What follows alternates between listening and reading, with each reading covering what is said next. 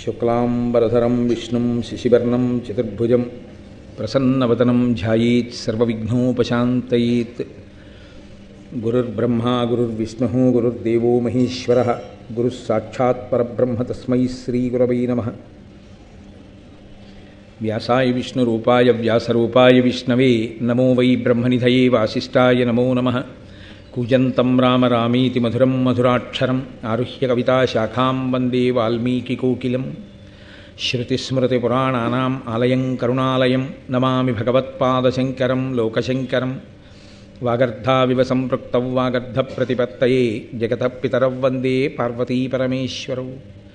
సూక్తిం సమగ్రయతున స్వయమైవ లక్ష్మీః శ్రీరంగరాజమహిషీమధురైః వైదగ్ధ్యవర్ణగుణగుంభనగౌరవైర్యాం కండూలకర్ణకుహరాः కవయోధయంతి. హైమోర్ధ్వపుండ్రమజహన్మకుటం సునాసం మందస్మితం మకరకుండలచారుగండం బింబాధరం బహుళదీర్ఘకృపాకటాక్షం శ్రీవేంకటేశముఖమాత్మనిసన్నిధత్తాం. విమలపటీ కమలకుటీ పుస్తకరుద్రాక్షశస్తహస్తపుటీ కామాక్షీ పక్ష్మలాక్షీ కలిత విపంచీ విభాసి వైరించి మనోజవం మరుతతుల్యవేగం జితేంద్రియం బుద్ధిమతాం వరిష్టం వాతాత్మజం వనరయూధముఖ్యం శ్రీరామదూతం శిరసా నమామి. ఆపదామపహర్తారం దాతారం సర్వసంపదాం లోకాభిరామం శ్రీరామం భూయో భూయో నమామ్యహం. నారాయణం నమస్కృత్య నరం చైవ నరోత్తమం దేవీం సరస్వతీం వ్యాసం తతో జయముదీరయేత్. హరి ఓం. పరమేశ్వర స్వరూపమైన సభకి నమస్కారం.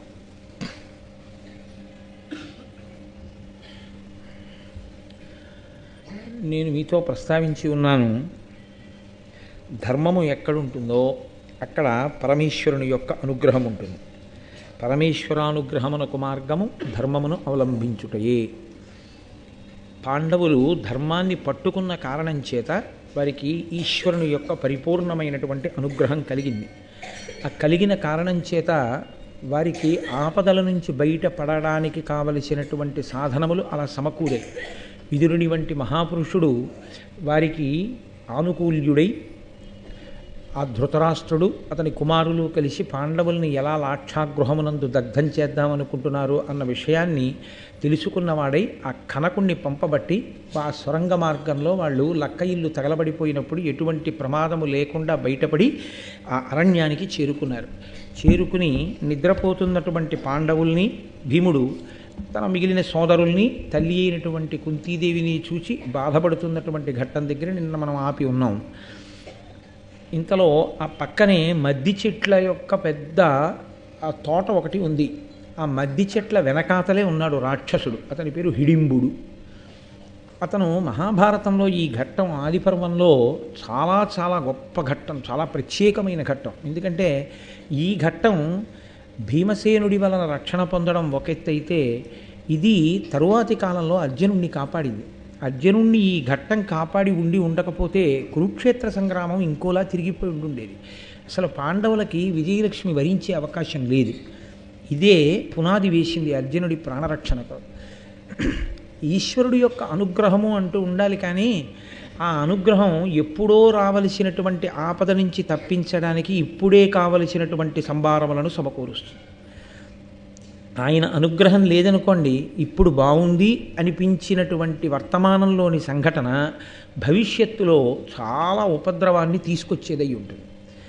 అది సర్వకాలములయందు రక్షణ కల్పించేదిగా ఉండాలి అంటే ఒక్క ఈశ్వరుని యొక్క అనుగ్రహము వినా మార్గము వేరొకటి ఉండదు. అందుకే ఆ హిడింబుడు అక్కడే ఉన్నాడు. ఆయన నరమాంసభక్షకుడు, ఆయన మనుష్యుల్ని తింటాడు. అందున నిద్రపోతున్న వారిని తినేయడం అంటే చాలా తేలిక. ఒళ్ళు తెలియకుండా నిద్రపోతున్నటువంటి అన్నదమ్ములు తల్లి అక్కడ ఉండగా భీమసేనుడు ఎక్కడో సరోవరానికి వెళ్ళి మంచినీళ్లు తేవడం కోసమని వెళ్ళాడు. నిజంగా ఈ సమయంలో, ఆ నిద్రపోతున్న సమయంలో ఏ ఉపద్రవం జరగకుండా హిడింబాసురుని యొక్క దృష్టి వాళ్ళ మీద పడకుండా కాపాడినవాడు ఎవరయ్యుండి ఉండాలి? అక్కడ మన కంటికి కనపడడానికి సాక్ష్యంగా ఎవరూ లేరు, ఇదిగో ఫలానా వాళ్ళు రక్షించారు అని. భీముడు తిరిగి వచ్చి చెట్టు కింద కూర్చుని తాను కూడా నిద్రపోవడం మొదలుపెట్టాడు అనుకోండి, సాధారణంగా లోకంలో ఎలా ఉంటుందంటే అసలు బడలిక ఎవరు ఎక్కువ పొందారో వాడికన్నా తక్కువ బడలిక పొందినటువంటి వ్యక్తి నిద్రపోతున్నాడు అనుకోండి, దాని ప్రభావం పక్కనున్న వాడి మీద పడుతుంది. అందుకే ఆవలింత కన్నదమ్ములు ఉన్నారు అంటారు. ఒకడు ఆవలించారనుకోండి పక్క వాళ్ళకి ఆవలింత వస్తుంది. అందుకే మీరు సాధారణంగా చూడండి ఆర్టీసీ బస్సెస్లో డ్రైవర్కి సమాంతరంగా ఉండేటటువంటి సింగిల్ సీట్లో కూర్చున్న వ్యక్తి ఆవలిస్తున్నా నిద్రపోతున్నా డ్రైవర్లు ఒప్పుకోరు. నువ్వు వెనక్కి వెళ్ళిపోయి కూర్చోంటారు. ఎందుకంటే వాళ్ళు ఆవలిస్తున్నా వాళ్ళు నిద్రపోతున్నా ఆ దుష్ప్రభావం డ్రైవర్ మీద కూడా పడుతుంది.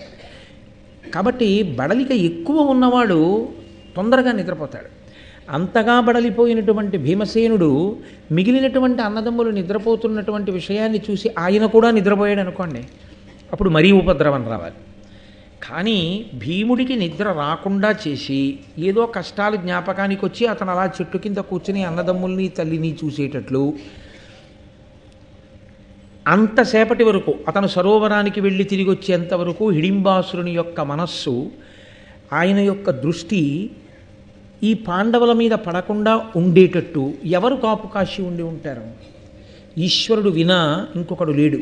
ఈశ్వరుడు ఎందుకు అలా ఆనుకూల్యతా సిద్ధిని అక్కడ కల్పించాలి? ఒక్కటే కారణం, వాళ్ళు ధర్మాన్ని పట్టుకొని ఉన్నారు. ధర్మము అన్న మాటని చాలా జాగ్రత్తగా అర్థం చేసుకోవాలి. ధర్మము నేను తరచూ మనవి చేస్తుంటాను, ధ్రియతేవా జనయిరితి ధర్మం. ఈశ్వరుడు ఈ పిండాండాన్ని సృష్టించినప్పుడే బ్రహ్మాండమునందు భోగస్థానములను సృష్టించాడు.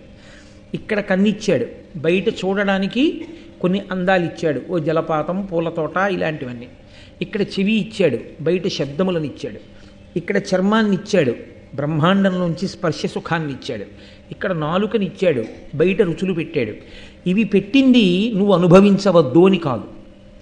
అలా అయితే ఈశ్వరుడు ఒక రకమైనటువంటి పైశాచికత్వం ఉన్నటువంటి వాడు అవుతాడు. మనం ప్రలోభపడేవి, మనం ఇష్టపడేవి మన కన్నుల ఎదుట ఉంచి వీటిని నువ్వు అనుభవించవద్దు అన్నాడు అనుకోండి, అది పైశాచికత్వం. ఈశ్వరుడు అలా ఎప్పుడూ చెప్పలేదు. ధర్మము అన్న మాటకు అర్థం ఏమిటంటే బ్రహ్మాండములోని సుఖములను ఈ పిండాండము పొందడానికి ఆయన ఒక నియతి ఏర్పాటు చేశాడు, ఒక కట్టుబాటు ఏర్పాటు చేశాడు. నువ్వు ఇలా అనుభవించు, నేనేమీ అనను. ఈ కంటితో చూడు, ఈశ్వర ప్రసాదంగా చూడు. నాలుకతో తిను, సాత్వికమైన పదార్థాన్ని తీసుకుని ఈశ్వరార్పణం చేసి ఒకరికి పెట్టి తిను. చెవితో మధురమైన శబ్దములను విను, భగవత్ సంబంధమైన విషయములను విను తప్ప పనికిమాలినవన్నీ చెవులతో వినవద్దు. దేనికి మనం పాడవుతామో అవి వద్దని, ఏవి ఎంత అనుభవించాలో అంత అనుభవించమని ఈశ్వరుడు చేసిన శాసనమునకే ధర్మమని పేరు. యథార్థమునకు ధర్మం తప్పాడంటే అర్థం ఏమిటండి? ఎలా పట్టుకోవాలో అలా పట్టుకోలేదు. అలా పట్టుకుని ఉంటే దానివలన పాపము రాదు. పాపమే ఈశ్వరునకు జీవునకు మధ్య ప్రతిబంధక స్వరూపము. పాపం ఏం చేస్తుందంటే ఈశ్వరానుగ్రహం మన మీద పడనివ్వదు. ఈశ్వరానుగ్రహాన్ని పడనకుండా మధ్యలోకి అడ్డు వచ్చేటటువంటి పాపము దేని కొరకు చేస్తాడు అంటే లౌల్యము చేత. ఏమవుతుందిలే అని మనసు చెప్పిన మాట విని చెయ్యకూడని రీతిలో, అనుభవించకూడని రీతిలో బ్రహ్మాండమునందున్న సుఖములను తాను అనుభవిస్తాడు. ఈశ్వరుడికి పెట్టకుండా, నివేదన చెయ్యకుండా తాను తినేయడం దొంగ బుద్ధి. యజమానికి తెలియకుండా సేవకుడు అనుభవించకూడదు. ఈశ్వరుడికి సంబంధించినవన్నీ. కాబట్టి ఈశ్వరుడికి చెప్పి తినడం దొరతనం, ఈశ్వరుడికి చెప్పకుండా తినడం దొంగతనం. అంతే. ఇది నేను పుస్తకం పెట్టుకుని ఉపన్యాసం చెప్పడానికే ఇక్కడ పెట్టబడింది. కానీ ఇది ఎంతవరకు ఉపయోగించుకోవాలి? నేను ఈ వేదిక మీద కూర్చుని ఉపన్యాసం చెప్పేటప్పుడు నా పుస్తకాన్ని పెట్టుకోవడానికి మాత్రమే ఉపకరణముగా నేను స్వీకరించవలసి ఉంటుంది. నా ఉపన్యాసాలన్నీ అయిపోయిన తర్వాత ఆదిపర్వం పూర్తి చేసేసి ఇది నేను పుస్తకం పెట్టుకోవడానికే తయారు చేశారు కాబట్టి నేను ఇంట్లో కూడా పుస్తకాలు పెట్టుకుంటుంటాను, నేను పట్టుకెళ్ళిపోతానని దీన్ని నేను పట్టుకెళ్ళకూడదు. ఇది దేవాలయం సొత్తు, దీన్ని వదిలేయాలి. ఏది ఎక్కడ వరకో అక్కడ వరకే. నేను ఒక కారులో వచ్చాననుకోండి, కారు అక్కడ ఉంచేస్తాను కానీ ఓ కారా నన్ను ఇక్కడ దాకా తీసుకొచ్చావు, చిన్నబుచ్చుకుని నువ్వు అలా ఉండడం ఏంటి, నువ్వు లోపలికి రా అని ఇక్కడికి తీసుకొస్తావా? తీసుకురాం. ఏది ఎక్కడి వరకో అక్కడ వరకు మీరు ఒక నియతి చేసుకున్నప్పుడు మించి ఈశ్వరుడు ఒక నియతి చేశాడు బ్రహ్మాండ పిండాండ సమన్వయంలో. ఆ నియతిని పాటించి అనుభవిస్తే ఆయన ఎంతో సంతోషిస్తాడు. శహబాష్, నేను ఎలా చెప్పానో అలా అనుభవిస్తున్నాడు కాబట్టి ఇతనికి నేను అభ్యున్నతిని ఇస్తాను, ఇంకా సుఖాన్ని ఇస్తాను. సుఖం అనుభవించడానికి ఏది ఉండాలండి? శరీరం ఉండాలి. శరీరం ఉండడమే బతికి ఉండడం. కాబట్టి బ్రతికి ఉంచేటట్టు చూసేవాడు, సుఖములను అనుభవించడానికి యోగ్యమైన స్థితిని ఇచ్చేవాడు ఈశ్వరుడే.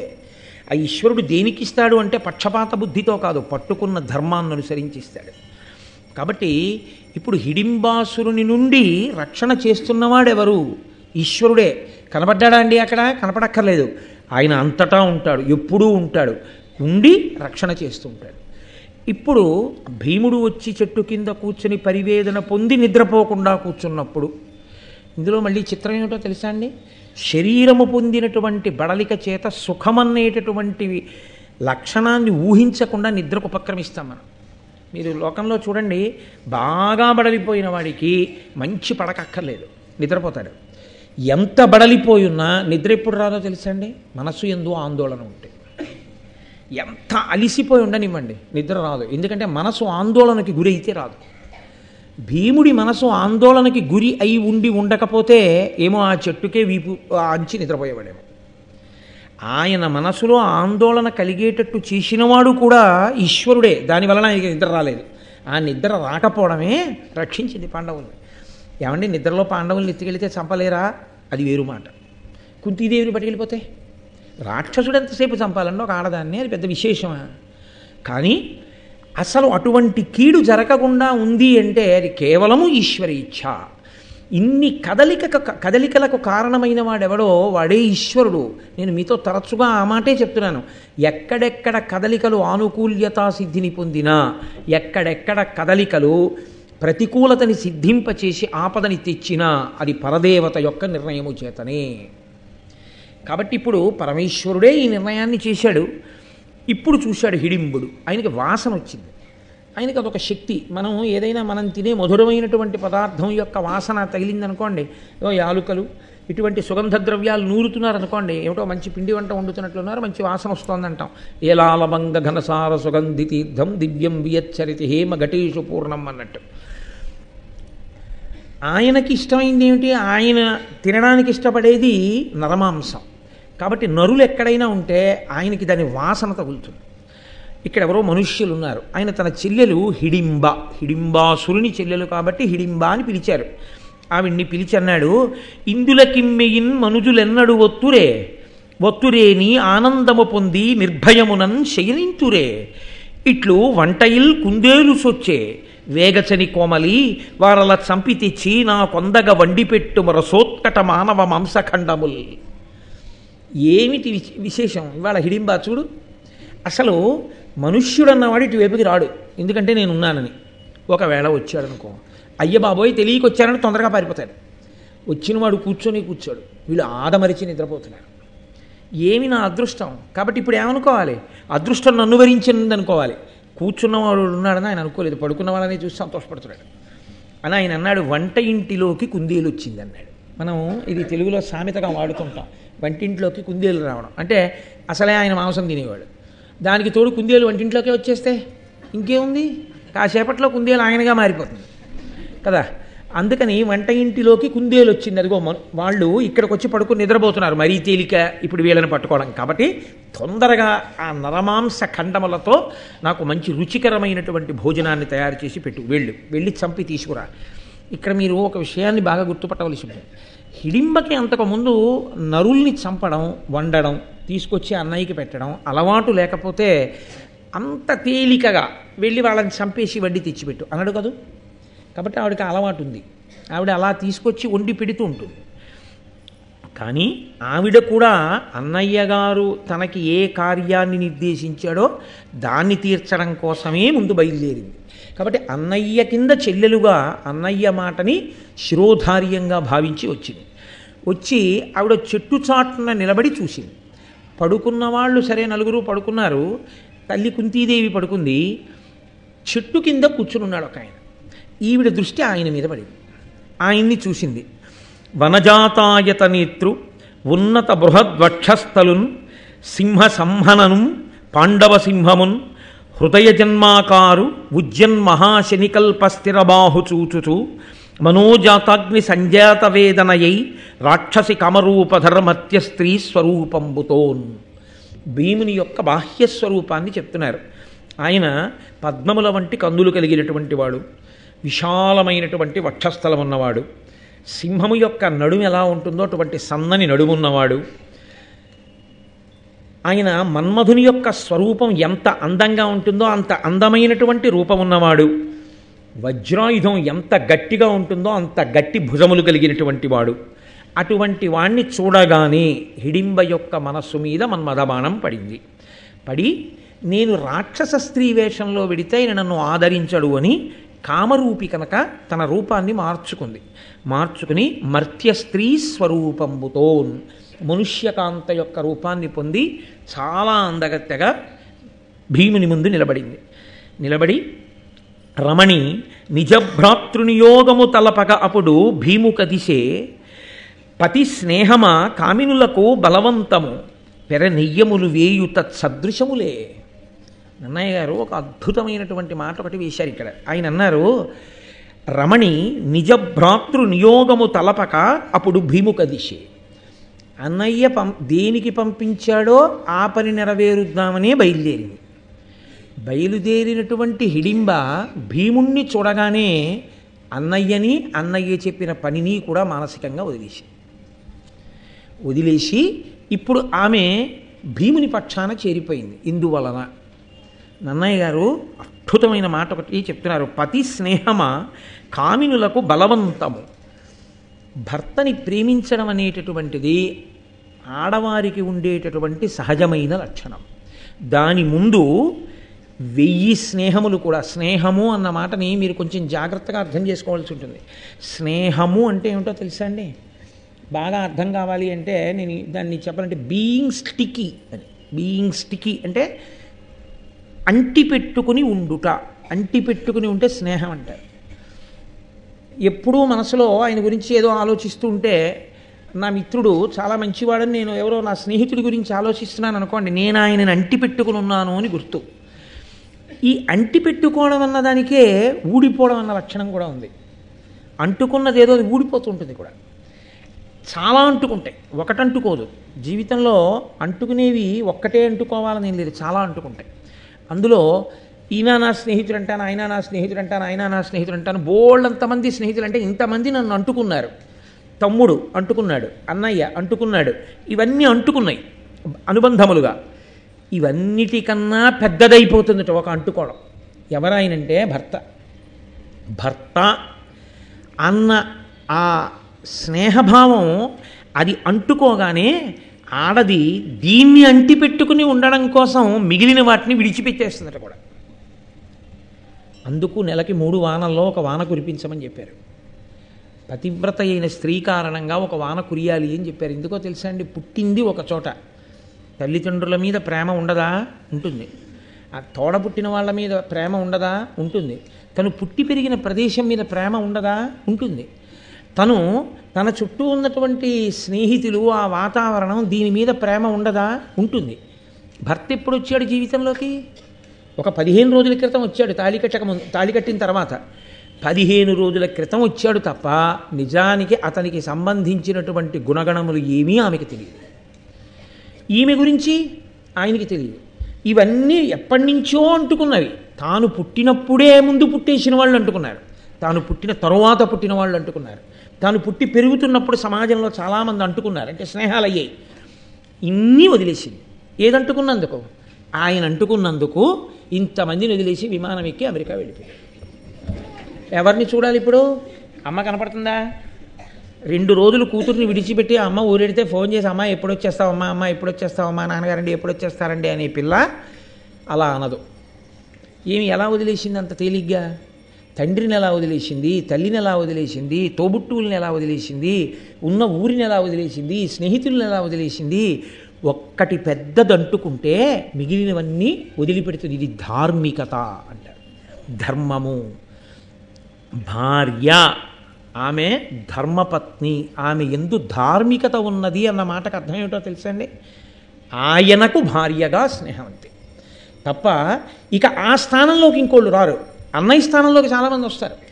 తోడబుట్టినవాడే అయ్యి ఉండక్కర్లేదు, మీరు మా అన్నయ్య గారు లాంటి వారండి అంటారు అని అన్నయ్య గారని పిలుస్తారు. అన్నయ్య గారిని పిలిచిన తర్వాత అన్నయ్య లాంటి వాడే. తమ్ముడు గారు అంటారు, తమ్ముడు గారు లాంటి వారే. మా తండ్రి గారు లాంటి వారు అంటారు, బాబాయ్ గారు అంటారు, పెదనాన్న గారు అంటారు. మీరు మామయ్య గారు లాంటి వారని మామయ్య గారు అంటారు. కానీ ఒక్క స్థానంలో మాత్రం ఆ స్థానంలో ఒక్కడే ఉంటాడు. భర్త ఒక్కడే. ఆ స్థానం యొక్క గొప్పతనం అంతే. ఆ అంటుకోవడం అదే పెద్ద అంటుకోవడం. ఆయన పక్కన ఉండనివ్వండి, దూరంగా ఉండనివ్వండి, ఎక్కడున్నా నేను ఆయన సొత్తు, ఆయనకు చెందినదానని ఆ భావన ముందు మిగిలిన భావాలు వదిలిపెట్టేస్తుంది అంతే. అది సహజంగా ఆడపిల్ల యందు ఉన్నది. అది ఉన్నది కాబట్టే ధర్మం నిలబడింది ఈ దేశంలో. అందుకే భోగకాంతగా స్వీకరించరు, ధర్మపత్నిగా స్వీకరిస్తారు. అంటే మీరు ఈ నన్నయ్య గారు చెప్తున్న ఈ పద్యంలో ఒక అపురూపమైన విషయాన్ని ఆయన ప్రవేశపెట్టారు. మనకి ఇప్పటి వరకు ఏం తెలుసంటే, హిడింబాసురుని చెల్లెలు అంటే హిడింబ చాలా పెద్ద రాక్షసి, ఆమె నరమాంసం తింటుంది, అన్నయ్యకి నరమాంసం పెడుతుంది, ఆమె భీముణ్ణి పాండవుల్ని చంపి తీసుకెళ్ళడానికి వచ్చింది. కాబట్టి ఇప్పుడు ఆమె భీముని యందు కామం కలిగి ఒకవేళ రూపాన్ని మార్చుకున్నా ఆమె బుద్ధి అంత మంచిది కాదేమో అన్న అనుమానం ఒకటి మనలో ఉండిపోతుంది కదా.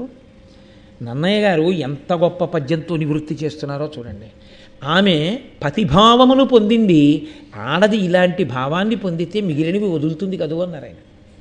అంటే ఇప్పుడు ఆమె కామము ధార్మికమా, ఆమె కామము కేవలము భోగానురక్తియా? ఒక రాక్షస స్త్రీ స్వభావంతో పుట్టినది రాక్షస స్త్రీగా, కానీ ఆమె కోరుతున్నది భీముణ్ణి పతిగా. అంటే ఒకవేళ భీముడు కొంతకాలమే ఆవిడితో ఉండి వెళ్ళిపోయినా, కొంతకాలము ఉండి వెళ్ళిపోయిన కారణం చేత భీముణ్ణి తన కడుపున మోసి కొడుకుగా కంటుంది. ఆమెని పత్ని అంటారు, యజ్ఞంలో పక్కన కూర్చుంటుంది. భీముణ్ణి కడుపున మోసి భీముణ్ణి కొడుకుగా కంటుంది. అందుకని భీమతేజస్సే, భీమబలమే ఘటోత్కచ బలం. అలా కంటుంది. ఆ తర్వాత ఇంకా ఆమెకి భోగం అక్కర్లేదు.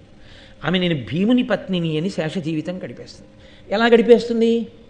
చాలు, భీముని ప్రతిరూపం నాకు కొడుకుగా దొరికాడు, అతని లాలనలో పాలనలో ఆమె గడిపేయగలదు. ఆమెకి భర్త పక్కనే ఉండాలని కూడా లేదు. ఒక రాక్షస స్త్రీ పుట్టుక చేత లోపల పట్టుకున్న ధర్మం అంత గొప్ప ధర్మం. ఇది ఆమె మనస్థితికి కితాబ్. ఆమె ఎంత గొప్ప స్త్రీగానో పరిచయం చేస్తున్నారు. ఎందుకో తెలుసా అండి? దీని వెనకాతల ఒక కారణం ఉంది. హిడింబ ఇప్పుడు కానీ భీముడిని పెళ్లి చేసుకోవడం అంటే భీముడికి భార్య అయితే పాండురాజు గారికి వచ్చిన మొట్టమొదటి కోడలు. ఆమెకి కొడుకు ముందు ఆమెకి కొడుకు పుడతాడు కాబట్టి పాండురాజు యొక్క కుమారులైన పాండవులలో మొట్టమొదటి మనవడు కుంతీదేవికి హిడింబ వల్లే పుడతాడు. అటువంటి వంశాంకురం పుట్టే ముందు ఏ దైవము పడుకున్న వాళ్ళని రక్షించిందో ఆ దైవము ఒక పనికిమాలిన కాంతని భీముని పక్కకి ఎందుకు తీసుకొస్తుందండి?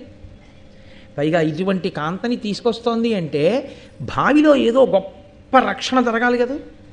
కాబట్టి ఎన్నిటిని ఈశ్వరుడు సమకూరుస్తున్నాడు. ఒక రాక్షస స్త్రీ యందు ఎంత ధర్మం ఉన్నదో, ధర్మం అన్నది ఉండాలి, కానీ ఉపాధి ఏది అన్నదాంతో సంబంధం లేదు.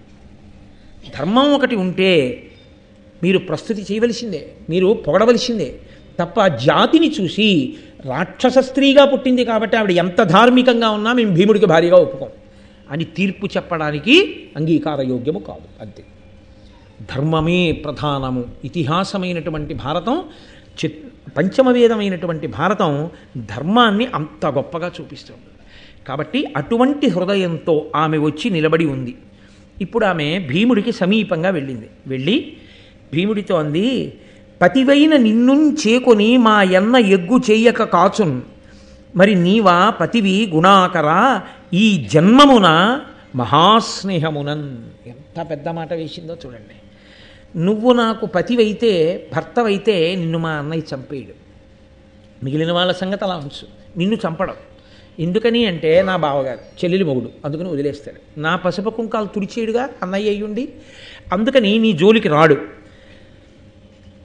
నువ్వు మరి నీవ పతివి గుణాకర ఈ జన్మమున మహాస్నేహమునన్, ఈ జన్మకంతటికీ నువ్వే నా పతివి అన్నాడు. రాక్షస స్త్రీల లక్షణం ఎలా ఉంటుందంటే, ఒకరిని భర్తగా స్వీకరించి ఆయన శరీరం పడిపోయినా సరే వాళ్ళకి అందంగా కనపడితే ఇంకో పురుషుడి దగ్గరికి వెడతారు. రామాయణంలో శూర్పణఖను చూడలా మీరు? రాముడి దగ్గరికి వెళ్ళలా? కానీ ఈమెంటోంది, నేను అటువంటి దానిని కాను, నేను గుణాకర గుణములకు సముద్రము వంటి వాడా, నేను నిన్ను చూశాను, మన ఇద్దరి మధ్య స్నేహం ఆజన్మాంతరం. నేను ఈ జన్మ ఉన్నంత వరకు, జన్మ అంటే ఈ శరీరము పుట్టింది, మళ్ళీ ఈ జన్మ పోయిందల్లా ఎప్పుడు? ఈ శరీరం పడిపోయినప్పుడు.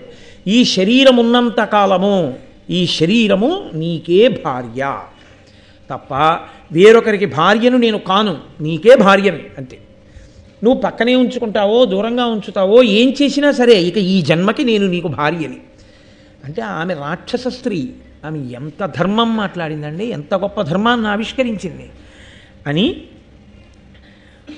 ఆ పడుకున్నటువంటి మిగిలిన నలుగురు పాండవుల్ని కుంతిని చూసి అంటోంది, ఉరడు సురేంద్రునైన బలియుండు హిడింబుడు వాని బారికిన్ వెరవని వారలుంగలరే వీరలు ముందరెరుంగ రక్కట ఇరిగిన ఏని ఇట్లు తమ ఇండుల నుండిన ఎట్లు మెచ్చకేమరి శయనింతురే కడు ప్రమాదము చేసిరి బుద్ధిహీనులై. ఏమిటో వాళ్ళు ఇంట్లో ఉన్నట్టు పడుకున్నారు. చూడండి, మనం ఈ మాట ఎక్కువ వాడుతుంటాం, మా ఇంట్లో ఉన్నట్టుందండి అంటాం. ఏమిటి మా ఇంట్లో ఉన్నట్టు? మా ఇంట్లో ఉన్నట్టు అన్నది మానసిక భావన. మీరు బాగా గుర్తుపెట్టుకోండి. ఇప్పుడు ఏదో పై ఊరు వెళ్ళారు, ఎక్కడ ఉపన్యాసాలు చెప్పడానికి, వాళ్ళు మీకు చేసిన లోటు ఏం లేదు. శుభ్రంగా ఏసీ రూమ్ ఒకటి ఇచ్చారు, శుభ్రంగా అయ్యా అర్చన చేసుకుంటారా అన్నారు, కొబ్బరికాయలు ఇచ్చారు, పువ్వులు తెచ్చారు, అభిషేకం చేసుకుంటారా అన్నారు, ఆవు పాలు తీసుకొచ్చారు, పూజ అయ్యాక చెప్పండి గుళ్ళోకి తీసుకెడతా ఉన్నారు, సాయంకాలం ఉపన్యాసం చెప్పండి అన్నారు. ఏం చెప్తే అదే విన్నారు. ముప్పొద్దులా మీకు ఏం కావాలో అది వండి చక్కగా వంట బ్రాహ్మణ్ణి పెట్టి మీకు అన్నీ వండించి పెట్టారు. ఓ 10 రోజులు ఉపన్యాసాలు చెప్పాక అబ్బాయి ఇంటికి వెడితే బాగుండండి అంటాం. ఏమి ఎందుకు? ఇంట్లో ఏసీ ఉందా, ఇంట్లో ఇలా వంట బ్రాహ్మణులు ఉన్నారా, ఏమి ఎందుకు ఇంటికి వెళ్ళిపోవడం? నా భావన, నాది అంతే. కరెంటు లేకపోతే పేడాపోయేది, ఉత్తరీయం గుండెల మీద వేసుకుని విసిరికర్రెట్టి విసురుకుంటూ పడుకుంటే చాలు, నిద్రపడుతుంది. నాదన్న భావన యందు సౌఖ్యం ఉన్నది. వీళ్ళు నా ఇల్లు అన్నట్టు పడుకున్నారు అడవిలో. ఇది హిడింబాసురుడి ఇల్లు, ఆయన ఉండే స్థానం. ఏమిటో ఇంత ఆదమరిచి నిద్రపోతున్నారు. ఇంద్రుడే వచ్చినా ఈయనతో యుద్ధం చేయడానికి భయపడతాడు, హిడింబాసురుడితో, మా అన్నయ్యతో. వీళ్ళు ఇలా నిద్రపోతున్నారు. ఏమనాలి వీళ్ళని? బుద్ధిహీనులై. వీళ్ళు బుద్ధిహీనులు, ఎక్కడ ఎలా నిద్రపోవాలో తెలియని వాళ్ళు, ఇంట్లో పడుకున్నట్టు పడుకున్నారు అది అని. ఆవిడంది, పాండవులు మిగిలిన వాళ్ళ సంగతి అలా ఉంచు, నిన్ను నేను దూరంగా తీసుకెళ్ళిపోతాను, మా అన్నయ్యకి తెలియకుండా. మన ఇద్దరం వివాహం చేసుకుని సంతోషంగా క్రీడించి జీవితాన్ని గడుపుదాం, మా అన్నయ్యకి తెలియకుండా. అంటే భీముడు అన్నాడు, విను బేల, ఎట్టి కష్టుడు తన పురుష గుణంబు సెడగ తల్లిని తో పుట్టిన వారి విడిచి రాగంబున చపల స్త్రీ సుఖంబు పొందునే చెప్పుమా. భీముడు నిజానికి హిడింబ యొక్క హృదయంలో ఉన్న ఔన్నత్యాన్ని అర్థం చేసుకోవడంలో పొరపాటు పడ్డాడు. ఆయన అన్నాడు, చపల అని కదన్నాడు, చాంచల్యమైనటువంటి మనసున్నదానా, ఇప్పుడు నీకు నా యందు అనురక్తమయ్యావు కాబట్టి నీవు నాతో కలిసి వచ్చేస్తానంటున్నావు. రేపు పొద్దున్న నీకు మీ అన్నయ్య మీద అనుబంధం ఏర్పడుతుంది. నేను పడుకున్నప్పుడెప్పుడో నన్ను కోచి తీసుకెళ్ళి మీ అన్నయ్యకి పెడతావు. నువ్వు చపల స్త్రీవి, నీ మనసు ఎప్పుడూ ఒకలా ఉండదు. పైగా బేళ అంటే సరి అయిన నిర్ణయం చేసుకోలేక ఎప్పటికీ ఏది తోస్తే అలా ప్రవర్తించేటటువంటి స్థితి ఉన్నదానా. ఎట్టి కష్టుడు తన పురుష గుణంబు సెడగా, పురుషుడైన వాడు తన గుణం నశించిపోయేటట్టుగా తల్లిని, తోబుట్టువులను, తోడపుట్టిన వాళ్ళని, తల్లిని అలా విడిచిపెట్టేసేసి వాళ్ళు నిద్రపోతుంటే ఎవరో ఒక చపల చిత్త అయిన స్త్రీ దొరికింది కదా అని ఆమెతో కలిసి వెళ్ళిపోతాడా? నా తమ్ముళ్ళు, నా అన్నగారు, నా తల్లి ఏమైపోయినా పర్వాలేదా? ఏమిటి మాట్లాడుతున్నావు నువ్వు? ఇలా మాట్లాడచ్చా అని. క్రచ్చరనొక్క రక్కసుడు కాడు, సురాసురులెల్లనొక్కటై వచ్చిన నీవు చూడక అమార్య బలోన్నతి చేసి వారలన్ రచ్చి వధింతుగాక ఇటు వచ్చి శ్రమం పడియున్న ఇచ్చటన్ మెచ్చగు వీరిదైన సుఖనిద్రకు భంగము సెయ్యునేత్తునే. మీ అన్నయ్య వస్తే ఏదో ఇంద్రుణ్ణి ఇది చేసేస్తాడు, ఎటువంటి వారినైనా పరాక్రమంలో పడగొట్టగలడు అంటున్నావు కదా. నేను నీతో ఒక మాట చెప్తున్నాను చూడు. క్రచ్చరనొక్క రక్కసుడు కాడు, సురాసురులెల్లనొక్కటై వచ్చిన నీవ చూడగా అవార్య బలోన్నతి చేసి వాళ్ళలను రచ్చి వధింతుగాక. సురాసురులందరూ కలిపి కట్టుకుని యుద్ధానికి వచ్చినా సరే నేను ఒక్కడినే చంపేస్తాను. మీ అన్నయ్య ఎంత? ఇటు వచ్చి శ్రమం పడి ఉన్న ఇచ్చటం మెచ్చగు వీరిదైన సుఖనిద్రకు భంగము శయనిర్తునే. చంపడం కూడా ఎలా చంపుతానో తెలుసా? ఈ పడుకున్న వాళ్ళకి నిద్రకి భంగపాటు రాకూడదు, చప్పుడవకుండా చంపేస్తాను. సురాసురులందరూ వచ్చినా సరే. నిజంగానండి, ఇందులో ఆశ్చర్యం ఏమిటో తెలుసా? ఈ విజ్ఞత, ఈ గొప్పతనం లేదని మీరు అనుకోకూడదు. ఇక్కడ హిడింబాసురుణ్ణి వధించే ముందు అలాగే ప్రవర్తించాడు ఆయన. సరే, పాండవులు లేచారు, వేరే విషయం. ఒకానొక సమయంలో అసలు యుద్ధం చేసేటప్పుడు అని కూడా గట్టిగా అనకూడదు, అలా చంపాలి. అటువంటి స్థితి వచ్చింది. అందులో సామాన్యుని కాదు, కీచకుణ్ణి. ఏమాత్రం చప్పుడైనా ఎవరైనా లేచారంటే గుట్టు రట్టయిపోతుంది. మళ్ళీ 12 ఏళ్ళు అరణ్యవాసం, 1 సంవత్సరం అజ్ఞాతవాసం, అలాగే చంపేశాడు కీచకుడిని. ఆయన నోటితో అన్నదేమీ డాంబికం కాదు, అదేమీ ప్రలాపం కాదు, ఆయన నిజంగా అటువంటి సమర్థుడు. భీముడు ఎంత గట్టిగా మాట్లాడేస్తున్న వాళ్ళ కనపడతాడో అంత దూరాలోచన కలిగినటువంటి వాడు మహానుభావుడు భీమసేనుడు. అవన్నీ ఈశ్వరాంశలు కనుక శ్రమపడి ఇక్కడ నిద్రపోతున్న వాళ్ళకి నిద్రకి భంగపాటు కలగకుండా, వాళ్ళకి ఏ ఇబ్బంది రాకుండా చంపేస్తాను మీ అన్నయ్య వస్తే. కాబట్టి నువ్వేం బెంగ పెట్టుకోకు, మీ అన్నయ్య వచ్చి నన్ను ఏదో చేసేస్తాడని. ఈలోగా చాలా ఆలస్యం అయిపోయింది. ఈవిడొచ్చి ఈయనతో మాట్లాడుతూ కూర్చుంటే ఆయనకి ఆకలికి ఉండే లక్షణం ఏమిటో తెలుసా అండి? ఇంకా వంట అవ్వలేదంటే ఏదో పేపర్ చదువుకుంటానో టీవీ పెట్టుకునో కూర్చుంటాడు. అంతా అయిపోయిన తర్వాత వడ్డిస్తానులేండి, కాసేపు ఆగి కాసేపు మాట్లాడుకుని వడ్డిస్తాను అనుకోండి, సర్రుమంటాడు. బుర్ర ఉందా లేదా, ముందు తిని మాట్లాడుకుందాం అంతేగాని తర్వాత వడ్డిస్తానంటే ఏంటంటాడు. ఎదురుగుండా వంట సిద్ధమైపోయిన తర్వాత పెట్టకపోతే కోపంగా ఉంటుంది. వాళ్ళేమో పడుకుని నిద్రపోతున్నారా, నోరు చచ్చిపోయిందా, దిక్కుమాలిన జంతువుల మాంసాలన్నీ తిని నరమాంసం దొరికిందని ఆయన సంతోషపడిపోతున్నాడా? సంతోషపడిపోతుంటే నువ్వేమో ఎంతకీ వండి తేవే ఉంటే ఆవురు అంటూ వచ్చేసాడు. కాలమేఘం ఎలా ఉంటుందో అలా ఉన్నాడు. 8 కోరలు, ఆ వెంట్రుకలు బిరుసు వెంట్రుకలు, ఇంతంత వెంట్రుకలు పైకి లేచి నిలబడి ఉన్నాయి. ఆ వచ్చినటువంటి హిడింబాసురుడు పెద్ద కేకలేస్తూ వచ్చాడు. ఏమీ హిడింబా, నిన్ను తొందరగా తీసుకురామన్నాను వంట, ఏది తీసుకురాకుండా నువ్వు ఆ మనుష్యుడితో స్నేహం చేసావా, మనుష్యులతో కలిసిపోయావా, కలిసిపోయి వాడితో మాట్లాడుతున్నావా, ఉండు నీ పని పడతాను, వీళ్ళతో పాటు నిన్ను చంపేస్తానన్నాడు. అది రాక్షసత్వం అంటే. రాక్షసత్వం అన్న మాటకు అర్థం ఏంటంటే వాడి సుఖం కోసం అవతల వాళ్ళ యొక్క సుఖాన్ని కించిత్ కూడా ఆలోచించాడు. కించిత్, ఇదే కదా సుందరకాండలో సీతమ్మ మాట అంటుంది. రాక్షసత్వము అన్న మాటకి రావణాసురుడి యొక్క అవధిలేనితనం ఏమిటంటే చచ్చిపోతానంటే చచ్చిపోవడానికి కావలసిన కత్తి ఇవ్వడం, విషయం ఇవ్వడం, బతుకుదామంటే తాను కోరుకున్నట్టు బతకనివ్వడం, రాముడి దగ్గరికి వెళ్ళనివ్వడం. ఇదే రాక్షసత్వం అంటే. కాబట్టి ఆ హిడింబాసురుని యొక్క ఉద్ధతి ఎటువంటిదంటే ఆయన చెల్లెల్ని కూడా చంపేస్తాడు ఇప్పుడు. కాబట్టి ఇప్పుడు ఆమె గబగబా వెళ్ళి ఆ భీమసేనుడి చాటును దాక్కుంది. వచ్చి ఆ చాటును దాక్కుని ఉండగా ఆయన యుద్ధానికి వచ్చాడు. భీముడు అన్నాడు, ఇక్కడ గట్టిగా మన ఇద్దరం యుద్ధం చేసి మళ్ళా యుద్ధం చేసి ఇది నేను పొడిచి నువ్వు నన్ను పొడిచి మనం అరిస్తే వీళ్ళు లేస్తారు, బాగుండదు. కాబట్టి దూరంగా పోయి యుద్ధం చేద్దాం. వాడు వింటాడా? వాడు వచ్చి మీద పడ్డాడు.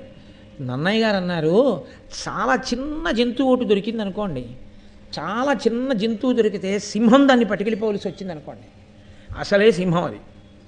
ఆ సింహం ఏనుగు దానికి దున్నపోతు దొరికితే కాళ్ళతో తంతు నోట పట్టుకుపోతుంది. అది అంత బలమైనటువంటి ప్రాణి సింహం అంటే. అటువంటి సింహం ఓ కుందేలు దొరికింది అనుకోండి, దాన్ని ఆ కుందేలు పట్టుకెళ్ళడం దానికి పెద్ద లెక్క ఏంటి?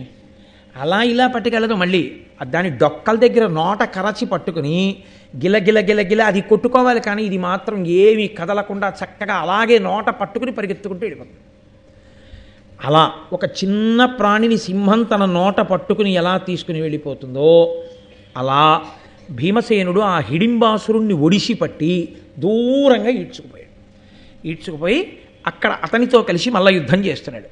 మల్ల యుద్ధం చేసి అతన్ని చంపే ప్రయత్నం చేస్తున్నాడు. ఈ హిడింబ దూరంగా వీళ్ళ దగ్గర నిలబడింది. ఈ పాండవులు ఆ చప్పుడికి లేచారు. కుంతీదేవి కూడా లేచింది. వాళ్ళు లేచినప్పుడు వాళ్ళకు ఒక విషయం స్పష్టంగా కనపడింది. భీముడు ఎవరో రాక్షసుడితో యుద్ధం చేస్తున్నాడు. కాబట్టి అర్థమైపోయింది, ఓహో మనం నిద్రపోయాం, ఈయన లేచున్నాడు, వాడు వచ్చాడు, ఈయన కొడుతున్నాడు, కాబట్టి వాడు చచ్చిపోతాడు. అంతవరకు తెలుసు. ఈవిడెవరు? రాక్షస స్త్రీ అయితే అటు భీముడి మీద అన్నపడాలి. మానవ స్త్రీ అయితే ఆమెను ఎప్పుడూ ఆయనతో హిడింబాసురుడు ఎత్తుకుపోయి ఉండాలి. ఈవిడ ఉన్నదేమో మానవ స్త్రీగా ఉంది, నిలబడింది వీళ్ళ దగ్గర నిలబడింది. భీముడేమో రాక్షసుడితో యుద్ధం చేస్తున్నాడు. అసలు వీళ్ళే అరణ్యంలోకి రావడం విచిత్రం అనుకుంటే ఇంత అందమైన మానవకాంత ఒక్కతే అరణ్యంలోకి ఎలా వచ్చి నిలబడింది ఇక్కడ? ఇంతసేపు ఎవరిని పిలవకుండా ఎందుకు నిల్చున్నట్లు? ఇది వాళ్ళకు ఆశ్చర్యకరమైనటువంటి విషయం. ఇప్పుడు ముందు కుంతి అడిగింది, ఎవరు నువ్వు, ఏమిటి ఆ యుద్ధం, ఎందుకు నించున్నావు అని అడిగింది. అడిగితే ఆవిడంది, నీల జీమూతంబులీల నాక్షేపించి నల్లలై తోతించు నల్ల గృహము గల హిడింబుడను బలితంపు రక్కసు చెలియల ఆతండు వెలయ మీకు రోయక అహితంబు సేయనన్ పంచిన చనుదించి ఏను మీ తనయునందు బతి బుద్ధి తాల్చి యుద్ధత మన్మధార్తనై మసలిన అసుర వచ్చి అలిగి మీ తోడ నన్నును కలయబట్టి మృంగనున్న అయ్యసురతోడం కడంగి మల్ల యుద్ధంబు చేయుచు అల్ల చోటనున్నవాడు మీ సుతుడు దర్పోన్నతుండు. ఇది ఎలా ఉంటుందంటే ఏదైనా మనకి తెలియని విషయాన్ని అయోమయంగా ఉన్నప్పుడు అడిగామనుకోండి ఏమిటండి ఇలాగా అని, అక్కడ ఉన్నవాళ్ళు గబగబగబా దీర్ఘవాక్య నిర్మాణం చేసేస్తూ జరిగిన వృత్తాంతాన్ని అంతటిని గుక్క తిప్పుకోకుండా చెప్పేశారనుకోండి, అంటే గబగబా చెప్పేయాలన్న సందట్లో అది ఎలా ఉంటుందో హిడింబ చెప్పడం అలాగే చెప్పింది, పద్యం అలాగే పడింది. అంటే హిడింబ ఆ సమయంలో ఎలా మాట్లాడాలో అలాగే నన్నయ్య గారి ఘంటం కదిలింది అంతే. అది మహానుభావులైనటువంటి వారి రచనా విధానం అది. అంతేగాని ఇప్పుడు ఆ భీముడిని వర్ణించి హిడింబాసురుని వందించి ఆయన గుహని వర్ణించి ఆయన జీవితాన్ని వర్ణించి ఇవన్నీ చేస్తే సోది చెప్పినట్టు ఉంటుంది. ఆపత్కాలమునందు ఎలా మాట్లాడతారో అలాగే మాట్లాడింది. కాబట్టి ఆవిడంది ఇదిగో ఆ నల్లగా ఉన్నాడే భీముడితో యుద్ధం చేస్తున్నవాడు ఆయనే మా అన్నయ్య హిడింబాసుడు, అదిగో అక్కడ కనపడుతున్న ఆ పెద్ద నల్లకి ఇల్లుందే అదే మా ఇల్లు, నేను ఆయన చెల్లెల్ని. ఇక్కడ మీరందరూ పడుకోవడం చూసి నరమాంసం దొరికింది, వెళ్ళి వాళ్ళని చంపి వండి పట్టుకురా తినేద్దామన్నాడు, నేను కూడా అందుకే వచ్చాను. తీరా వచ్చి చూసిన తర్వాత మీ అబ్బాయి భీమసేనుడి మీద నా మనసు నిలబడింది. మన్మథజ్వరానికి లోనైన దాననై భీమసేనుడితో నేను చెప్పుకుంటుండగా మా అన్నయ్యకి కోపం వచ్చి నన్ను మిమ్మల్ని కూడా తినేస్తానని వస్తే భీమసేనుడు అదిగో మీకు నిద్రాభంగం అవుతుందని దూరంగా తీసుకుపోయి అక్కడ మల్ల యుద్ధం చేస్తున్నాడు, కొంచెం సేపట్లో మీ అబ్బాయి మా అన్నయ్యని చంపేస్తాడు. ఆవిడ తెల్లబోయింది. ఎందుకు తెల్లబోయిందో తెలుసా అండి? అబద్ధం చెప్పలేదు. రాక్షస స్త్రీ అంటే రాక్షసుడు అంటే ఎప్పుడో తప్ప నిజం చెప్పని వాళ్ళు. ఈవిడ ఎక్కడా అబద్ధం చెప్పలేదు. అసలు నిజంగా ఆ మాట అనగానే ఏ అర్జునుడో పీకట్టుకున్నాడు అనుకోండి, అమ్మా అయితే మమ్మల్ని వండేయడానికి వచ్చిందని నువ్వని ఆవిడ భయపడలేదు.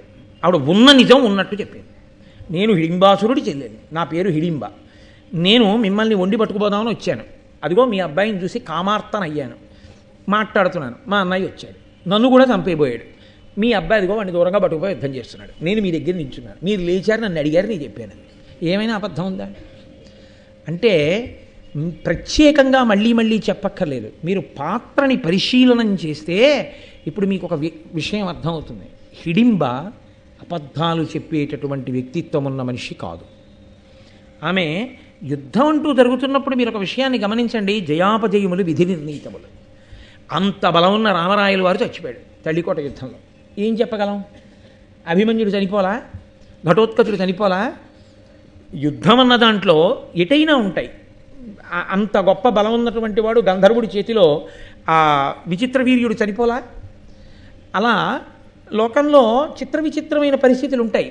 కాబట్టి ఇప్పుడు ఒకవేళ భీమసేనుడికి ఏమైనా అయితే, నేను రాక్షసుడి చెల్లెల్ని అని చెప్పేస్తే వీళ్ళు నన్ను చంపేస్తే, అందుకని కొంత చెప్పి కొంత చెప్పకుండా ఊరుకోవచ్చు కదా. ఆవిడ అలా చెప్పలేదు, ఆవిడ ఉన్నది ఉన్నట్టు చెప్పింది. అంటే ఇప్పుడు ఆవిడ త్రికరణ శుద్ధిగా వాళ్ళతో బంధుత్వాన్ని కోరుతోంది. అంటే వాళ్ళు అంగీకరించలేదు కానీ ఆవిడ ఆ ఇంటి కోడలైపోయింది. కాబట్టి మా అత్తగారు, మా బావగారు, మా మరుదులు, వాళ్ళకి నేను అబద్ధాలు ఆడడం ఏంటి, నేను ఉన్నది ఉన్నట్టు చెప్పేయాలి. ఇప్పుడు నేను హిడింబాసురుడికి శత్రువుని తప్ప నేను వీళ్ళకి శత్రువుని కాను, నేను వీళ్ళింటి కోడల్ని. ఆవిడ మనసు నిలబడిపోయింది అంతే. ఇది ఒక రాక్షస స్త్రీ యందు ఇంత రుజుత్వం ఉండడం, ఇటువంటి స్త్రీ అక్కడ కనపడడం పాండవులకు ఏదో గొప్ప మేలు జరగబోతోంది అనడానికి సూచన.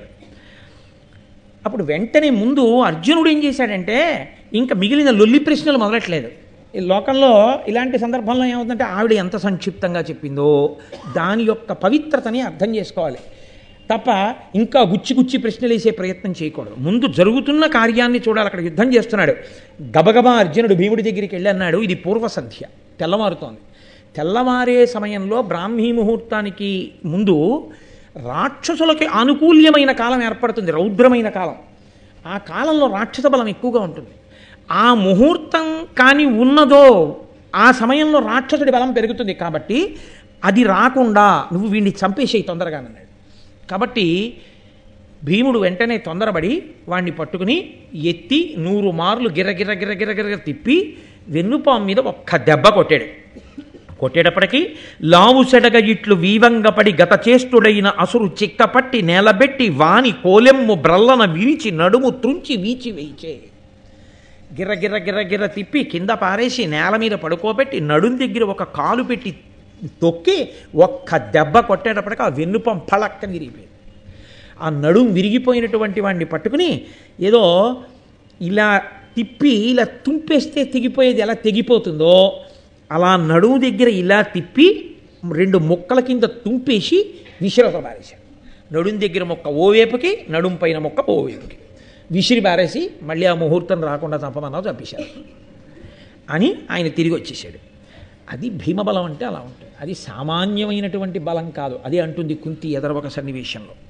కాబట్టి ఇప్పుడు ఈమెని అడిగింది కుంతి, నువ్వు మనుష్య స్త్రీ రూపం ఎందుకు దాల్చావు, ఎందుకు వచ్చి ఇక్కడ నిలబడ్డావు, ఎందుకు ఇవన్నీ మాతో చెప్పావు అది.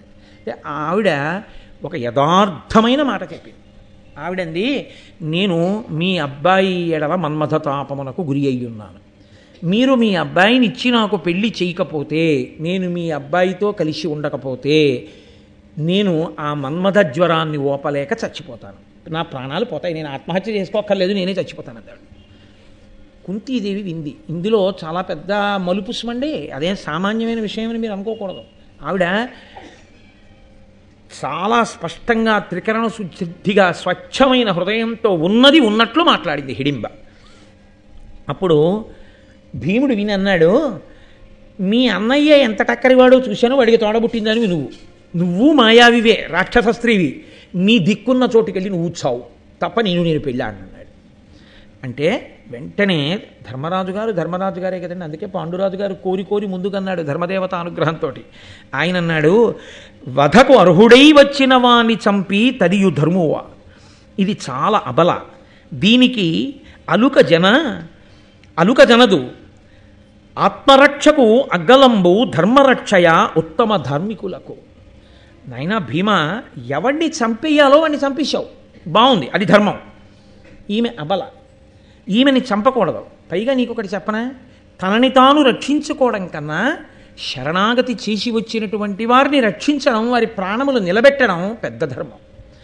కాబట్టి ఈమెని నువ్వు చంపకూడదు అంటే ఆవిడంది, ఆ కుంతీదేవి, ఆపదయైనను ధర్మవ ప్రాపుగా రక్షింపవలయు పరమార్థము, ధర్మాపాయమ ధార్మికులకు ఆపద జన్మాంతరముననుగతమగుటన్. ధర్మరాజు గారు చెప్పేటటువంటి మాటలు ఆ సందర్భానికి అన్వయమయ్యేవి కావు, అప్పటికీ ఆ సందర్భానికే అన్వయమయ్యేవి కావు, ఎప్పటికీ అన్వయమయ్యేవి. ఆయన ఎంత గొప్ప మాట అన్నాడంటే, ఆపదయైనను ధర్మువ ప్రాపుగా రక్షింపవలయు. మాయావి ఈమె అని కదా నువ్వు భయపడుతున్నావు, దానివల్ల ఆపద అని కదా. ఆపద వస్తుంది అనుకున్నా మన ధర్మాన్ని మనం నిలబెట్టుకోవాలి. మన ధర్మం నిలబెట్టుకోవడం ముఖ్యమా, ఆపద వస్తుందేమోనని శంకించి ధర్మాన్ని వదిలిపెట్టడం ముఖ్యమా అంటే, ధర్మాన్ని విడిచిపెట్టేశావు అనుకో, వచ్చే జన్మకు కూడా నీతో వచ్చేది ఏదైనా ఉంటే ధర్మం ఒకటే. వస్తుందో రాదో అనుకున్న ఆపద ఈ జన్మలో పోతుంది, ధర్మం అంటూ ఉంటే ఆపద పోతుంది. రెండు, ఆపద అంటూ వచ్చినా ఈ జన్మలో వస్తుంది, ఈ జన్మలో పోతుంది. ధర్మము వచ్చే జన్మకి కూడా నీతో పెట్టుబడిగా వస్తుంది. కాబట్టి ధర్మాన్ని మాత్రం ఎప్పుడూ విడిచిపెట్టకూడదు. ఏదో ఆపద వస్తుంది అందుకని నేను ఈ అబలని రక్షించను, ఈమెని దూరంగా పొమ్మంటామేమిటి, తప్పు, నువ్వు అలా అనకూడదు. అంటే ఆమె అంది, ఆ హిడింబ, నన్ను మీరు సామాన్య స్త్రీ అనుకుంటున్నారు, నేను మిమ్మల్ని అందరినీ అరణ్యంలో మోసి వహించి తీసుకెడతాను, నాకు బలం ఉంది. రెండు, ఇక్కడికి కొద్ది దూరంలో శాలిహోత్రుడు అనబడేటటువంటి ఒక ముని యొక్క ఆశ్రమం ఉంది. ఆయన చాలా గొప్ప తపస్వి. ఆయన తన తపోబలం చేత ఒక చెట్టుని, ఒక సరోవరాన్ని నిర్మించాడు. ఆ సరోవరంలో నీళ్లు ఎవరు తాగుతారో వారికి ఆకలి దప్పికలు ఉండవు.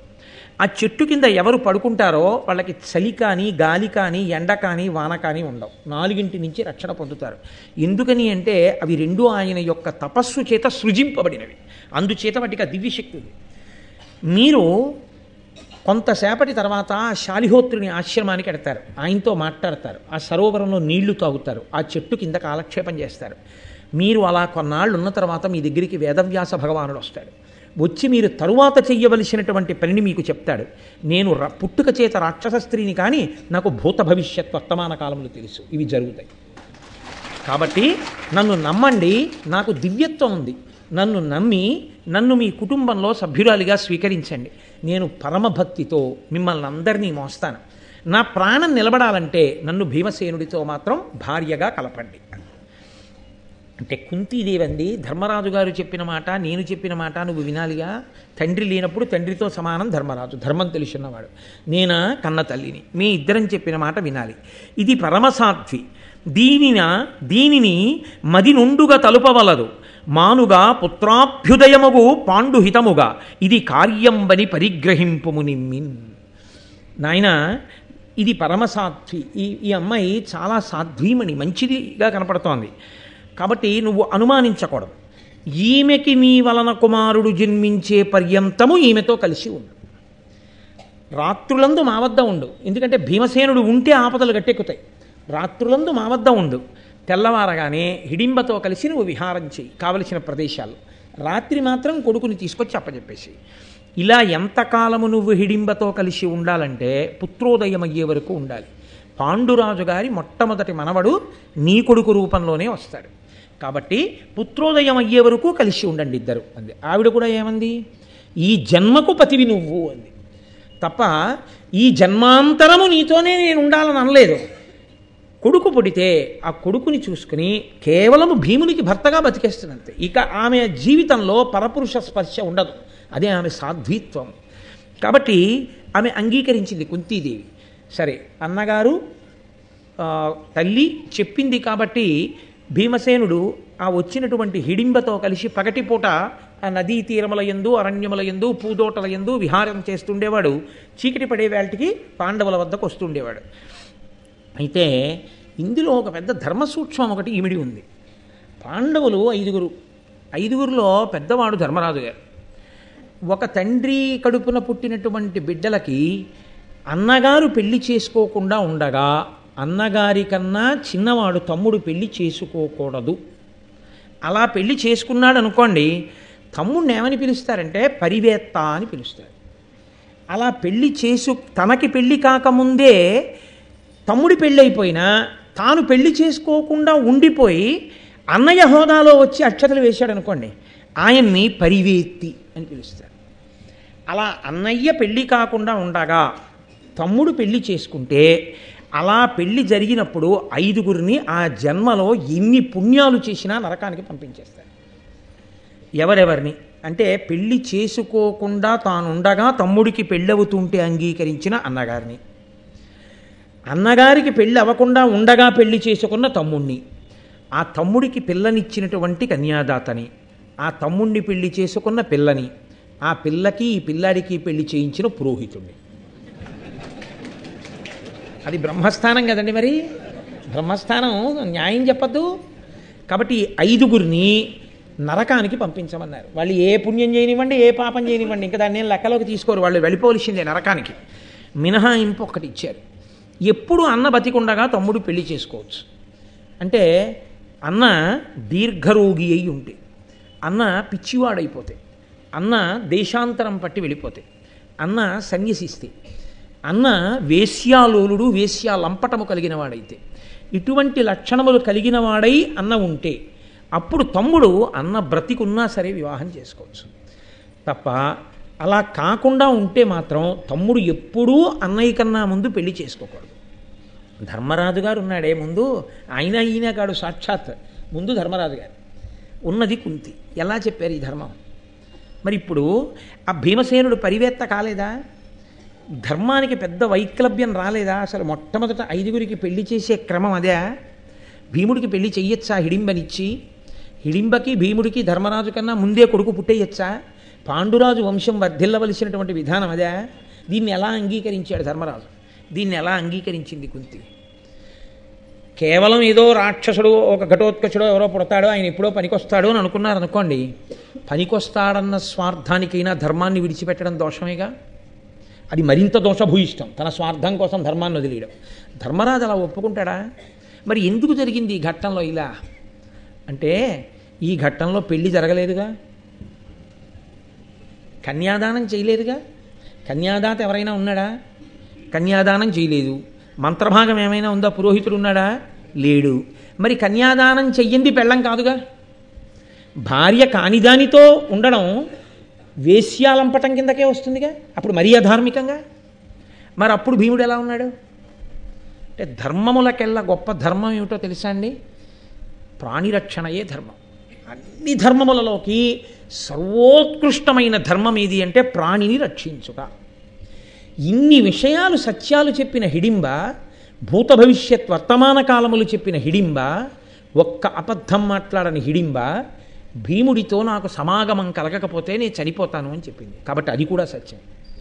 ఇప్పుడు ఏ కారణం చేత భీముడి పక్కకి హిడింబని పంపకపోయినా హిడింబ మరణానికి కారణం పాండవులే అవుతారు, కుంతి అవుతుంది. అది కట్టి కుడపదా? అందుకని ప్రాణిరక్షణ కన్నా గొప్ప ధర్మం లోకంలో లేదు కాబట్టి ఆమె రక్షింపబడాలి. వివాహం అంటూ జరిగితే పరివేత్త అవుతాడు. వివాహము జరగకూడదు, ఆమె ప్రాణము రక్షింపబడాలి. కానీ ఆమె జీవిత పర్యంతము ఈయన యొక్క భర్తృత్వమును అంగీకరించి ఉండిపోతానంది కాబట్టి ఆమె ఆ తృప్తితో బతకడానికి వీలుగా ఒక కుమారుణ్ణి కనాలి. కానీ ఆమెకి పత్ని స్థానం మాత్రం ఉండదు. అంటే యజ్ఞయాగాది క్రతువులలో భీమసేనుడి పక్కన హిడింబ కూర్చోవడం అన్నది ఉండదు. ఆమె ఆ స్థానాన్ని అంగీకరించి అలా ఒడంబడడానికి సిద్ధపడింది కాబట్టి కుంతి మధ్య మార్గంగా ఆ ధర్మాన్ని ఆవిష్కరించింది. ఇది ప్రధాన ధర్మానికి వ్యతిరేకం కాదు కాబట్టి ధర్మరాజు అంగీకరించాడు. ధర్మరాజు కుంతి అంగీకరించారు కాబట్టి భీముడు హిడింబతో విహరించాడు కాబట్టి ఘటోత్కచుడు పుట్టాడు. ఘటోత్కచుడు పుట్టగానే ఆశ్చర్యకరమైన సందర్భం ఒకటి జరిగింది. ఏం జరిగిందన్నది మీరు ఎదర తెలుసుకుందురు కానీ. కాబట్టి ఇప్పుడు వీళ్ళు ముందుకు బయలుదేరి వెళ్ళారు. వెళ్ళిన తర్వాత ఆమె ఎలా చెప్పిందో హిడింబ, అలాగే వాళ్ళకి శాలిహోత్రుడు అనబడేటటువంటి ముని యొక్క ఆశ్రమం కనబడింది. ఆయన వాళ్ళకి స్వాగతం చెప్పాడు, తీసుకెళ్ళాడు, కూర్చోబెట్టాడు. అయిపోయింది, సంధ్యావందనాదులు చేసుకున్నారు. ఆ సరోవరంలో ఉన్న నీటిని తాగారు. ఆ చెట్టు కింద కొన్నాళ్ళు ఉన్నారు. ఉన్న తర్వాత వ్యాస భగవానుడు వచ్చాడు. వ్యాస భగవానుడు వచ్చన్నాడు, ఇంత గొప్ప పాండురాజు గారి కొడుకులు కుంతీదేవితో కలిసి తల్లితో కలిసి ఒక చెట్టు కింద పడుకుని ఉంటున్నారా? ఆకలి దప్పిలు లేకుండా ఉండడం కోసం ఈ సరోవరంలో నీళ్లు తాగి బతుకుతున్నారా? అసలు మీరు బతికున్నారో చచ్చిపోయారో కూడా లోకానికి తెలియకుండా ప్రచ్ఛన్న వేషాల్లో ఉన్నారా? ఎంత కష్టం వచ్చిందిరా మీకు అని కుంతిని చూసి అన్నాడు. ఇప్పుడు ఈ కష్టానికి కన్నీళ్ళు ఎక్కువ ఎవరికో తెలుసా అండి? తల్లిని చూసిన కొడుకుల కన్నా కొడుకుల వ్యధని చూసిన తల్లి బాధే ఎక్కువ. కాబట్టి కుంతి వంక చూసి అన్నాడు, అమ్మా నువ్వు బెంగ పెట్టుకోకు, వీళ్ళ ఆపద తీరిపోతుంది, వీళ్ళ కష్టం పోతుంది. ఉత్తరోత్తర ధర్మరాజు గారు మళ్ళీ సార్వభౌముడు అవుతాడు, చక్రవర్తి అవుతాడు. ఆయన అనేకమైనటువంటి అశ్వమేధములు, రాజసూయములు మొదలైనటువంటి యాగములు చేస్తాడు. ఈ భీముడికి కమలపాలికతో కలిసి, కమలపాలిక అంటే ఆవిడే హిడింబ, ఆవిడ అసలు పేరు హిడింబాసుడి చెల్లెలు కాబట్టి హిడింబ. ఈ కమలపాలికతో కలిసి ఒక కుమారుడు జన్మిస్తాడు. మీరు కొంతకాలం ఇక్కడుండి ఇక్కడి నుంచి బయలుదేరి ఏకచక్రపురానికి వెళ్ళిపోండి. ఏకచక్రపురంలో మీరు బ్రాహ్మణ వేషములు ధరించండి. బ్రాహ్మణ వేషములలో మీరు ఇల్లిల్లు తిరిగి భిక్షాటన చేయండి. భిక్షాటన చేసి బ్రతకండి. అలా ఏకచక్రపురంలో మీరు కొంతకాలం ఉన్న తర్వాత నేను వస్తాను. వచ్చి తర్వాత మళ్ళీ ఏం చేయాలో నేను చెప్తాను. కాబట్టి జాగ్రత్తగా మనస్సు కుదుటపరుచుకుని ఇక్కడి నుంచి బయలుదేరి మీరు ఏకచక్రపురానికి వెళ్ళండి అన్నాడు. వాళ్ళు చాలా సంతోషించారు. మీరు ఇందులో వ్యాసుడు వచ్చి చెప్పిన దాంట్లో వాళ్ళకి ఊరటేమి అని మీకు ఇందులో ఏదో జరగబోయేది చెప్పాడు. కానీ భిక్షాటన చెయ్యండి, ఏకచక్రపురంలో ఉండండి, బ్రాహ్మణ వేషాల్లో ఉండండి, ఇంత ఇలా ఎందుకు చెప్పాడు అని ఒక అనుమానం రావచ్చు. మొట్టమొదటి ధర్మ సూక్ష్మం ఏమంటే, నరజన్మ ఎత్తినవాడు ఎన్ని కష్టాలు వచ్చినా ఆత్మహత్య మాత్రం చేసుకోకూడదు, తనని తాను చంపుకోకూడదు. కళ్యాణీ బతగాదేయం లౌకికీ ప్రతిభాతిమా ఏతి జీవంతి మానందో నరం వర్ష శతాదపి అంటుంది సీతమ్మ. 100 సంవత్సరములు బతికితే అందులో 99 సంవత్సరముల 11 నెలల 29 రోజులు కష్టాలే పడ్డా చచ్చిపోయే ముందు ఒక్కరోజు శుభవార్తల పరంపర విని తీరుతాడు తప్ప శుభవార్త లేకుండా జీవితం ఉండదు. కష్టానికి ఓర్చుకోవాలి తప్ప కష్టాన్ని ఓర్చుకోకుండా శరీరాన్ని పడగొట్టకూడదు. ఎందుకో తెలుసా అండి? ఒక్కటే కారణం. అలా ఎందుకు చెప్తారండి అని మీరు నన్ను అడగచ్చు. కష్టం అన్నది ఎందుకు వస్తుంది? ఎవడు అంత కష్టంలో ఉన్నాడో వాడు చూస్తున్నప్పుడు వాడికి ఏమనిపిస్తుంది అంటే, ఇంతమంది సుఖపడుతున్నారు, నేను ఒక్కడే కష్టపడుతున్నాను. ఈ కష్టం ఎందుకు వచ్చినట్టంత? ఆ కష్టాన్ని అనుభవింపచేయటం చేత ఈశ్వరుడు పూర్వజన్మలలో నువ్వు చేసిన పాపములను తీసేస్తాడు. ఈ పునర్జన్మయే సనాతన ధర్మమునకు ప్రాతిపదిక. నువ్వు అనుభవిస్తున్న సుఖముల కారణం చేత నువ్వు చేసిన పుణ్యాన్ని తీసేస్తాడు. సుఖపడుతున్నాడు, పుణ్యం పోతోంది. కష్టపడుతున్నాడు, పాపం పోతోంది. ఈ శరీరంతో ఉన్నావు, పాపాన్ని పోగొట్టుకోవచ్చు కాబట్టి సుఖాన్ని పొందొచ్చు. తర్వాత ఈ శరీరాన్ని పడగొట్టావు, ఇంకో పెద్ద పాపం ఒకటి వచ్చి చేరింది నీకు. తప్ప చేసుకున్న పాపం ఎలా పోతుంది? పోదు. కాబట్టి దీన్ని పడగొట్టకూడదు, దీన్ని ఉంచి దీని చేత అనుభవించడంలో ఓర్మిని పొందాలి. కాబట్టి ఈ ఓర్మిని పొంది ఉన్నవాడు ఎవడున్నాడో వాడు ఎప్పుడో అప్పుడు తప్పకుండా మళ్ళీ సుఖాన్ని అనుభవిస్తాడు. 2, లోకంలో బ్రాహ్మణుడు క్షత్రియుడు వీళ్ళకి సరే, ఇంకా కొంతమందితో పాటుగా యజ్ఞోపవీతం వేస్తారు. యజ్ఞోపవీతం వేశారు అంటే అర్థం ఏమిటంటే వాడు కేవలం వాడి కోసం మాత్రమే బతకవలసిన వాడు కాడు అని హెచ్చరిక. యజ్ఞోపవీతం బ్రాహ్మణుడికి ఎందుకేస్తారంటే నువ్వు భోగాలు అనుభవిస్తూ కూర్చోని కాదు. భోగం తాను అనుభవించడం తగ్గించి తాను కష్టపడి వేదవేదాంగములను పురాణములను శాస్త్రములను ఆయన చదవాలి. చదివి ఏ ప్రయోజనాన్ని కోరకుండా లోకాన్ని ధర్మ మార్గంలో నిలబెట్టడానికి ఆయన ప్రబోధం చెయ్యాలి. అలా ప్రబోధం చెయ్యవలసిన బ్రాహ్మణుడే చచ్చిపోతే లోకానికి ఆదర్శం పోతుంది. ఆదర్శం పోతుంది కాబట్టి అవసరమైతే భిక్షాన్నం తినైనా నువ్వు బతకవలసిందే. అప్పుడు నువ్వు ఆదర్శం అవుతావు, ఏమీ మాట్లాడకుండానే ఆదర్శం అవుతావు. ఒరే, అంత కష్టం వచ్చిందిరా మహానుభావుడికి, భిక్షాన్నం తిని బతికాడు తప్ప చచ్చిపోలేదు. భిక్షాన్నం తిని లోకాన్ని నిలబెట్టాడు, తాను నిలబడ్డాడు, అంత గొప్ప స్థితిని పొందాడు. కాబట్టి మనం ఎందుకు చచ్చిపోవాలి అని మిగిలిన వాళ్ళకి ఒక ఊరట, ఒక సందేశం కలుగుతుంది. 10 మందిని బతికించవలసిన వాడు క్షత్రియుడు. క్షత్రియుడి జీవితంలో హేయమైన విషయం మంచం మీద చచ్చిపోవడం. ఎప్పుడు రాచరికం ఉన్నటువంటి రోజుల్లో, క్షాత్రధర్మం ఉన్న రోజుల్లో మాట గురించి నేను ప్రస్తావన చేస్తున్నాను. మంచం మీద కాదు చచ్చిపోవలసింది, యుద్ధభూమిలో శరీరంలోంచి నెత్తురు ఏరులు కారుతుండగా పడి చచ్చిపోయినా. అందుకే వీరస్వర్గం ఇస్తా ఉన్నారు. ఎందుకు వెళ్ళాడు యుద్ధానికి? ఒళ్ళు బలిసి యుద్ధం చేయకూడదు, ఒళ్ళు కొవ్వెక్కి యుద్ధం చేయకూడదు. అమాయకులైన వారిని చెనకడానికి వచ్చిన వారిని శిక్షించడానికి యుద్ధానికి వెళ్ళి చచ్చిపోయినా బలహీనుడైన వాడిని రక్షించే ప్రయత్నంలో చచ్చిపోయాడు కాబట్టి వీరస్వర్గం ఇస్తారు. ఒంట్లో ఓపిక ఉండి కూడా బలహీనుడు పాడైపోతున్నా లేచి వెళ్ళి నిగ్రహించకుండా మంచం మీదే చచ్చిపోయిన వాడిని హీనలోకాలకు పంపించేస్తా ఉన్నారు. ధర్మం మాట్లాడింది శాస్త్రం. మీరే చచ్చిపోతే కష్టాలు వచ్చాయని మీకు అటువంటి ఆలోచన రాకూడదు. భిక్షాన్నం క్షత్రియుడు తింటుంటే క్షత్రియుణ్ణి అని చెప్పుకుని మీరు భిక్ష కడితే అదేంటయా, మీరు యుద్ధానికి వెళ్ళాలి తప్ప మీరు భిక్షాటన చేయడం ఏమిటయా అని ఎవరైనా రెచ్చగొట్టారనుకోండి. సమయము అని ఒకటి ఉంటుంది, దేశము కాలము అని 2 మాటలు ఉంటాయి లోకంలో. కలిసి వచ్చుట అంటారు దీన్ని. ఓర్పు ఎంతకాలం అంటే దేశము కాలము మీకు కలిసి రావాలి. దేశకాలములు కలిసి వచ్చేంత వరకు పట్టవలసిన దానికే ఓర్మి అని పేరు.